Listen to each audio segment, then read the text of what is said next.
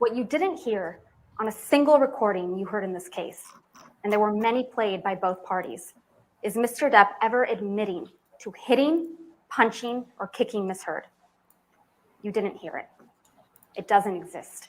It didn't happen. Good.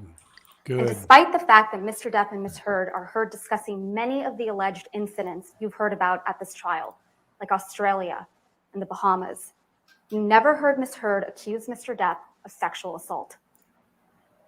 Unlike Mr. Depp, who you heard admit to and own up to his past mistakes and his struggles, particularly with drugs and alcohol, Ms. Heard will not admit that she has ever done anything wrong. Mm-hmm. She cannot deny what you heard on those recordings. Everybody's a liar but her. And her lawyers have tried to make a case about Mr. Depp's language. It is Ms. Heard that repeatedly admits to violence.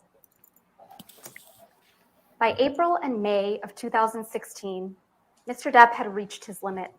His mother was dying. His finances were a mess. And when he showed up late to Ms. Heard's 30th birthday party, because a meeting with his new business manager, Edward White, had gone late, Ms. Heard, of course, was not understanding. She was furious. You heard from Mr. Depp, both in this courtroom and on audio recordings, that Ms. Heard punched him that evening. He left with Travis McGivern, and the next morning he learned that someone had left feces on his bed. I'm so Ms. glad Heard they denied brought that up again. responsibility, but she admitted to the prank to Starling Jenkins. You heard him testify to that effect. For almost a month after that, they didn't see each other. And you heard from Mr. Depp that when his mother died on May 20th, 2016, he resolved to leave Ms. Heard. He was done. And when Ms. Heard learned that Mr. Depp was done, that she was really losing him, she went on the attack. She filed for divorce before Mr. Depp could. Then, as you heard from Mr. Depp's divorce lawyer, Laura Wasser, Ms. Heard sent a letter demanding financial support. And when her demands weren't met, Ms. Heard struck a blow against Mr. Depp that was more damaging than any physical blow she had ever landed. When she walked into court 6 years ago today, on May 27th, 2016, to get a domestic violence restraining order against Mr. Depp, she did so in front of paparazzi with a mark on her face. The evidence presented at this trial demonstrates that Ms. Heard didn't just want a divorce. She wanted to ruin him. Ms. Heard denied alerting TMZ to the TRO filing in this courtroom. But you heard testimony from Morgan Tremaine that TMZ knew to go to the courthouse, knew what side of her face the alleged bruise was on, and that Ms. Heard would pause.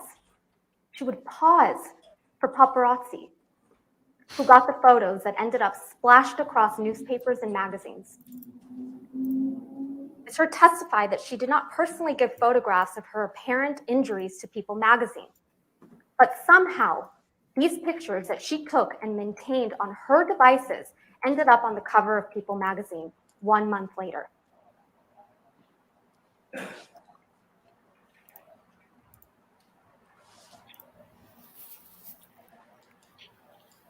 This is good. Make it about the implication of all of the statements. In the all end, of she the walked things that are away done with $7 are wrapped million up in that op-ed. without any tax liabilities, which she said she was donating to 2 charities, the ACLU and the Children's Hospital of Los Angeles.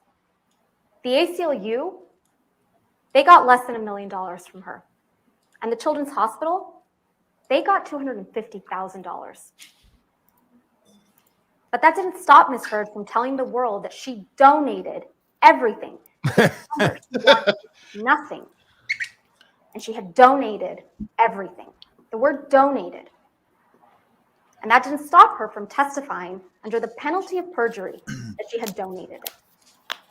Ms. Heard tried to tell you that pledge and donate mean the same thing. Claims she hasn't given the money because she was sued. But you've heard uncontested evidence that she had the money for 13 months prior to this lawsuit being commenced by Mr. Depp. She had all the money and had month after month after month to fulfill her pledge and actually donate the money. But she didn't. She also told you that she never fulfilled the pledge because Mr. Depp sued her for defamation. That's a blatant lie. It was Ms. Heard who fired the first shot after the divorce was finalized, when she sought to initiate an arbitration against Mr. Depp for defamation 3 months before the op-ed was even published, and 6 months before Mr. Depp filed this lawsuit. Ooh, that's good. Not only does this contradict Ms. Heard's excuse for not making donations, it contradicts her narrative that she just wants to move on with her life, that she just wants Mr. Depp to leave her alone. Lies. That is Ms. Heard's narrative. Lies upon lies.